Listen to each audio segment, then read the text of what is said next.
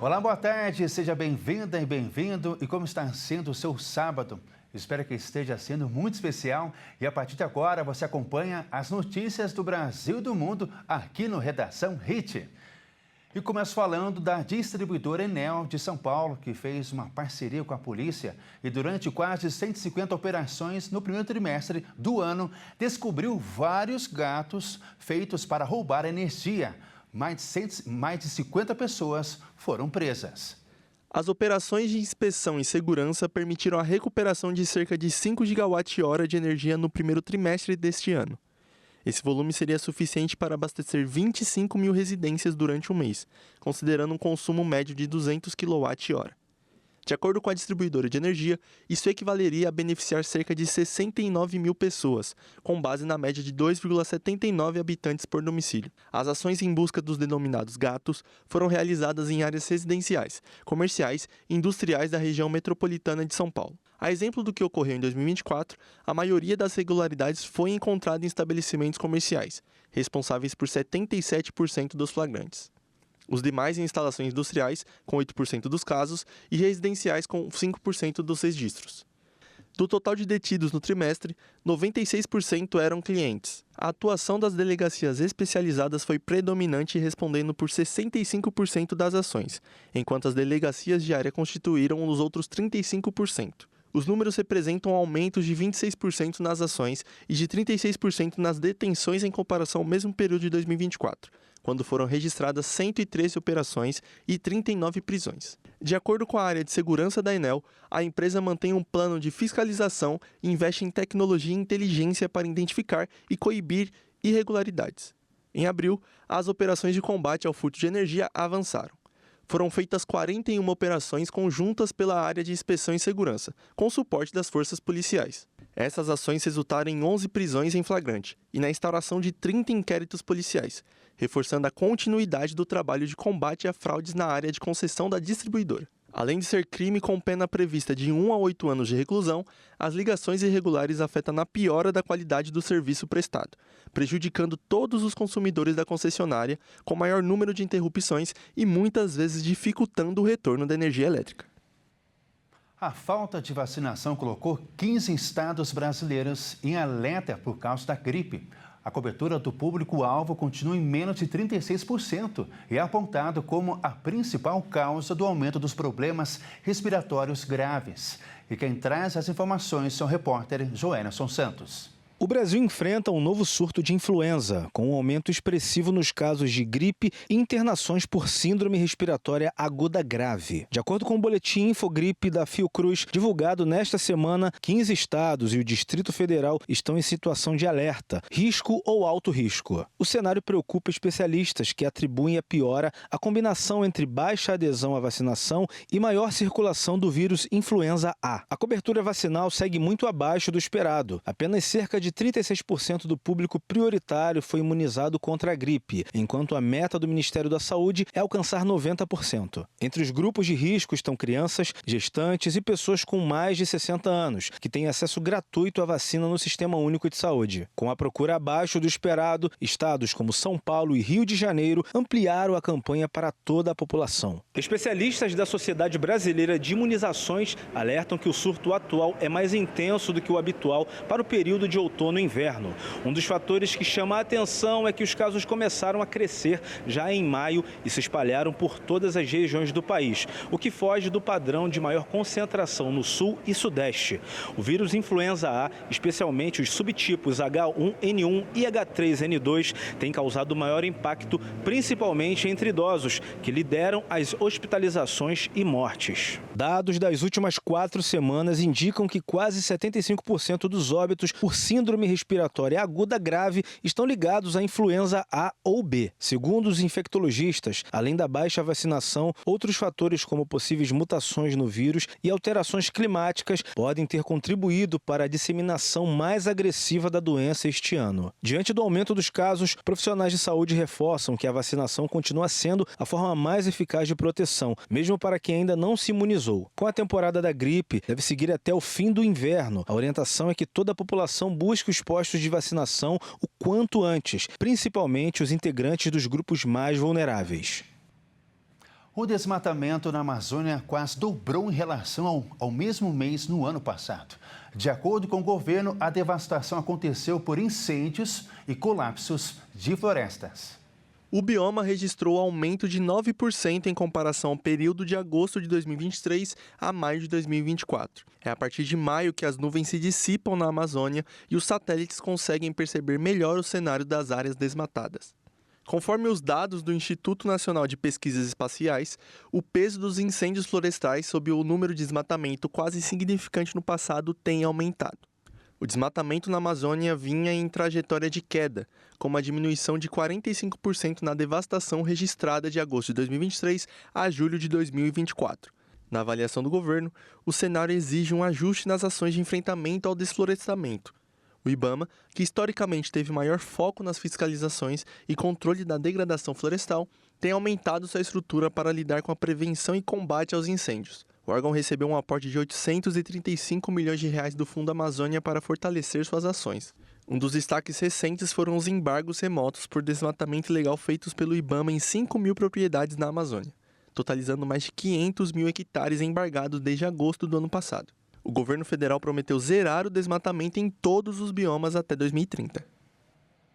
As exportações de frango no Brasil caíram 13% em maio em relação ao mesmo período do ano passado.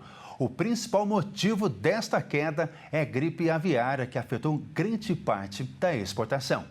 A Associação Brasileira de Proteína Animal, a ABPA, divulgou os números detalhados dos embarques de todos os produtos. As exportações no mês passado somaram quase 400 mil toneladas contra 452 mil no mesmo período do ano passado. Em nota, Ricardo Santin, presidente da ABPA, disse que o impacto foi menor em relação à relevância no histórico de importações dos países com suspensões aplicadas. A ABPA informou ainda que a receita de exportações de carne de frango totalizou 741 milhões de dólares em maio, mas caiu quase 10% ao mesmo período do ano passado. Já a receita registrada nos primeiros 5 meses deste ano chegou a 4 bilhões de dólares e avançou 10%. Vale lembrar que o país viveu uma queda considerável nas compras de frango recentemente. Alguns importadores importantes, como a China, suspendeu a compra de carne em todo o país, enquanto o Japão, outro grande importador, vetou a compra apenas na região de Montenegro, no Rio Grande do Sul. Carlos Fávaro,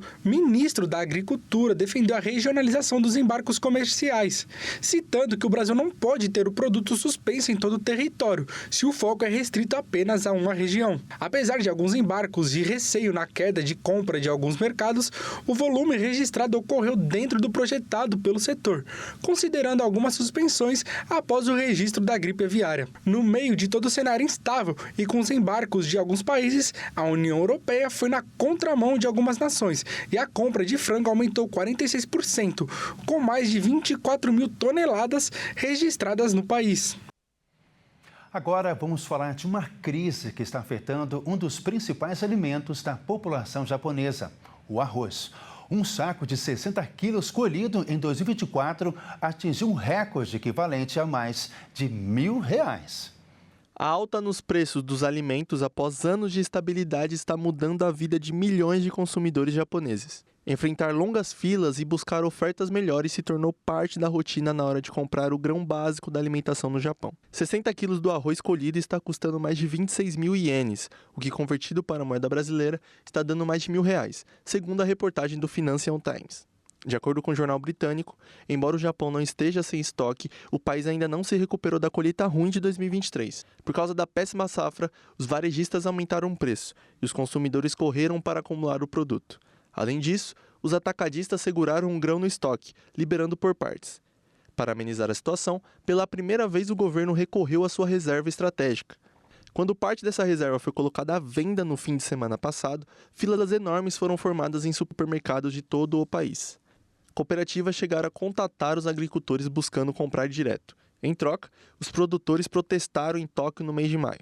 Em Atami, cidade litorânea a sudoeste de Tóquio, o estoque de arroz de uma empresa agrícola havia se esgotado completamente poucos minutos após a abertura das portas. Ao ser perguntado sobre quando seria a próxima venda, a cooperativa disse que não havia uma previsão. A disparada no preço do arroz não está afetando apenas o bolso dos moradores do país, mas também os estabelecimentos. O número recorde de restaurantes faliram no último ano. O governo do primeiro-ministro Shigeru Ishiba tem se esforçado para combater a disparada no preço do produto popular no Japão, liberando os estoques do grão antes das eleições. Segundo analistas, isso deve se refletir no descontentamento popular com a inflação e o preço do grão. Ishiba está montando um comitê especial no gabinete para discutir uma reforma urgente na política do arroz. Ele também demitiu seu ministro da Agricultura anterior e nomeou Shinjiro Koizumi para resolver a crise. Shinjiro é filho do ex-primeiro-ministro, Junichiro Koizumi. Os antigos governos japoneses concentraram em sustentar os preços do arroz para agradar o eleitorado rural, que é crucial para uma vitória política no país asiático. E veja a seguir, as aves que habitam uma ilha remota na Austrália ingerem plástico por confundirem com um alimento. E ainda, de acordo com o IBGE, cristãos evangélicos batem recorde e chegam ao seu maior índice da história. Nós voltamos já.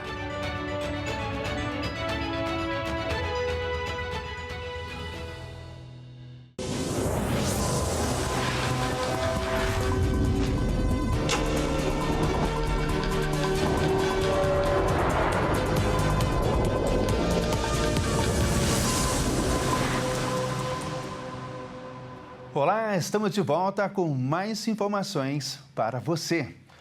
Olha como precisamos cuidar do nosso planeta Terra. As aves que habitam uma ilha remota da Austrália têm consumido plástico por confundir com alimento. Pesquisadores encontraram vários desses animais mortos com o estômago cheio de tampas e outros materiais plásticos. Os responsáveis pela descoberta descreveram como angustiante ver o plástico no estômago de aves, incluindo filhotes com menos de 3 meses de idade. Segundo os pesquisadores, isso é um alerta grave para a saúde de outras espécies no ambiente marinho. A última viagem do grupo levou à descoberta de uma ave morta com 778 pedaços de plástico compactados em seu estômago como um tijolo. Isso superou o triste recorde do ano passado, quando uma ave foi encontrada contendo cerca de 400 pedaços. Os pesquisadores acreditam que as aves marinhas têm pescado pedaços de plástico do oceano e dado como alimento aos seus filhotes. A ilha Lord Howe é lar de apenas 445 pessoas e está listada no Patrimônio Mundial da Organização das Nações Unidas por sua paisagem vulcânica e numerosas espécies de aves. É o lar de cerca de 44 mil pardelas de pés carnudos, também conhecidas como pardelas de asas escuras ou aves carneiro, que se reproduzem na ilha antes dos filhotes deixarem o ninho e voarem para o Japão, com cerca de 90 dias de idade. Elas passam até 7 anos de suas vidas no mar antes de retornarem à ilha para se reproduzir. Os pesquisadores vasculharam a praia em busca de aves mortas e realizaram necropsias para ver o conteúdo de seus estômagos. Eles também lavaram os estômagos de aves vivas com água em um procedimento. Algumas delas foram encontradas contendo até 60 gramas de plástico, o que corresponde a até 20% de sua massa corporal. O plástico está sendo dado como alimento aos filhotes por seus pais, que o confundem com comida enquanto pescam no mar da Tasmânia devido ao sinal químico que ele emite.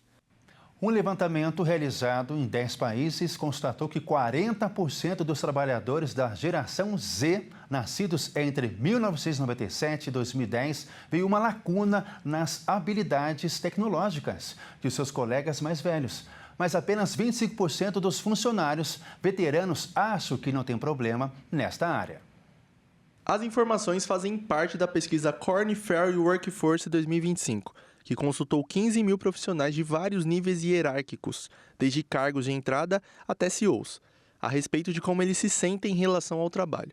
O levantamento foi realizado em 10 países: Brasil, Estados Unidos, Reino Unido, França, Alemanha, Emirados Árabes, Arábia Saudita, Austrália, Japão e Índia. Foi proposto aos participantes a seguinte questão: o que os trabalhadores mais jovens estão percebendo que os colegas mais velhos não enxergam? Na opinião dos mais jovens, que integram a geração Z, está a defasagem tecnológica dos profissionais mais velhos, os denominados Baby Boomers, pessoas nascidas entre 1945 e 1964. Outra temática bastante discutida pela geração Z é a comunicação. 49% reivindicou mais interação e melhores treinamentos para o trabalho em equipe. Entre os Baby Boomers, apenas 27% consideram que há um problema nesta área. Na opinião de Adriana Rosa, sócia sênior e líder de práticas de consultoria para a América do Sul na Korn Ferry, isso evidencia que o modelo de trabalho dos baby boomers é mais individualizado e baseado em comunicação face a face. Segundo ela, construir uma visão compartilhada do mundo do trabalho atual é fundamental para mover este ponteiro. Segundo o levantamento, 37% dos millennials, indivíduos nascidos entre 1981 e 1996, têm a percepção de que há um conflito fundamental nos valores geracionais no ambiente de trabalho. Entre os baby boomers, esse número cai para 27%. Grande parte dos baby boomers indicou ter uma visão mais otimista. Ao menos 45% deles disseram acreditar que não há desafios em trabalhar com diferentes gerações. Entre a geração Z, entretanto, apenas 17% dos trabalhadores têm esse mesmo pensamento. Segundo o estudo, ao menos 5 grupos etários convivem no mesmo ambiente organizacional atualmente e muito em breve o mercado de trabalho terá também a chegada da geração Alpha, de quem nasceu entre 2011 e 2025. A expectativa é de que quase um terço das pessoas com mais de 70 anos continuará trabalhando até 2033. Portanto, muitas empresas passarão a ter até 6 gerações convivendo em seus escritórios. O esporte revela novos talentos a cada dia. Um exemplo é o jovem Pedro Lobo, com apenas 15 anos. O piloto de Mato Grosso do Sul vem ganhando destaque nas pistas de motocross. Com apenas 15 anos, Pedro Lobo se destaca como uma das grandes revelações do motocross em Mato Grosso do Sul. O jovem piloto tem demonstrado habilidades excepcionais nas pistas, conquistando resultados expressivos em competições estaduais e nacionais. Muito importante, né? Muito legal estar representando o estado. Já faz um tempo que eu moro aqui, mais ou menos 10 anos que eu moro aqui. Eu nasci em Minas, com 4 anos eu vim para cá e aí comecei a morar aqui e aí comecei no motocross, comecei inclusive a andar aqui no motocross em Campo Grande, não andava lá em Minas. E para mim está sendo uma ótima oportunidade de representar o estado. São poucos pilotos do estado, tem uns amigos meus inclusive que treinam comigo lá em Santa Catarina, que é daqui do estado, lá de Dourados e tal. Então para mim está sendo uma ótima experiência, muito bom. Na sua mais recente competição, Pedro alcançou resultados notáveis, subindo ao pódio tanto na classificação geral quanto na individual. Essa última corrida que foi lá em Cuiabá, no Brasileiro de Motocross, foi uma corrida muito boa para mim, meu melhor resultado no Campeonato Brasileiro de Motocross, que eu fiquei em terceiro. Acabei não tendo uma largada tão boa no começo, fiquei ali em oitavo, sétimo, aí fui passando, buscando e no final consegui pegar terceiro, que foi uma ótima colocação para o campeonato e para mim também. Sinal que eu estou evoluindo bastante durante esse período, que no começo do campeonato comecei em sexto, sétimo e agora estou em terceiro, então muito bom. Natural de Minas Gerais e criado em Mato Grosso do Sul, Pedro vem se destacando no Campeonato Brasileiro de Motocross. Sua próxima competição será em Palmas e as expectativas são altas para mais uma performance de destaque. As expectativas sempre são das melhores. Lá em Palmas não vai ter a minha categoria 125, mas vai ter uma categoria acima. Então eu vou lá mais para pegar uma bagagem boa, uma experiência melhor e já ir acostumando com as outras categorias, mas sempre procurar dar meu melhor em tudo. E de acordo com o IBGE, cristãos evangélicos batem recorde e chegam ao seu maior índice da história, mais de 53 milhões de brasileiros. Igrejas lotadas, pessoas orando e louvando, e a palavra de Deus sendo pregada. Amém. Glória a Deus. Jesus é bom em todo o tempo. E assim muitos brasileiros estão escolhendo viver sob os ensinamentos do Evangelho. A mais recente pesquisa sobre religiões no país, divulgada pelo IBGE, mostra que os evangélicos bateram recorde. De cada 4 brasileiros, um é evangélico. De acordo com o censo, os católicos representam 56,7% da população, o menor percentual da história. Em seguida aparecem os evangélicos, com 26,9%. O maior de todos os tempos. Em terceiro estão as pessoas com nenhuma crença, com 9,4% da população. Outras religiões fecham a lista com 2,8%. O pastor Antônio Vitor, da Igreja Internacional da Graça de Deus, acredita que o número de evangélicos pode ser ainda maior. Claro que de tudo isso, dessas pesquisas que nós estamos falando, nós não estamos numa competição. Não é competição de quem tem mais. Vamos lá, quem vai conseguir mais ou quem tem mais. Mas nós estamos tratando aqui de uma pesquisa. Então, evidentemente, temos que falar sobre dados. E esses dados, como nós estamos alegando, não conferem com que nós convivemos com a sociedade. Mas como nós vemos uma propagação do evangelho, e segundo essas pesquisas estão afirmando um crescimento de 5% a 6%, que eu acho que deve ser até um pouco mais da forma como nós estamos convivendo, nós vamos ver que o evangelho vai se propagar cada vez mais. Já o professor Magno Paganelli, que é doutor em História Social pela USP, afirma que esse crescimento evangélico já era esperado. Mas dentro desse grande número, há aqueles que se denominam evangélicos não praticantes. O aumento, o crescimento da população evangélica no Brasil já era esperado, era uma tendência já divulgada. A impressão que se tem pode ser de que a população evangélica seja grande, mas nem sempre essa população se vê como pertencente àquela denominação. A pesquisa do IBGE também mostra um dado interessante, que pode alterar o futuro das religiões no país. Nas últimas 2 décadas, a religião católica teve uma queda média de até 9% a cada 10 anos. Já os evangélicos têm crescido 6% no mesmo período. A maior adesão foi marcada por jovens e negros, um fator que, se for mantido em avanço, levantará muito em breve o cristianismo protestante ao maior patamar do país. Nós somos a casa de Jacó. Depois a revelação ampliou que Jesus foi 100%, mas ele veio de Jacó também. E diz aqui que nós temos que andar na luz do Senhor. O que é isso? Revelação da palavra de Deus. Esta edição fica por aqui. Muito obrigado pela sua companhia. Tenha um excelente domingo e continue acompanhando a nossa programação. Até mais. Tchau.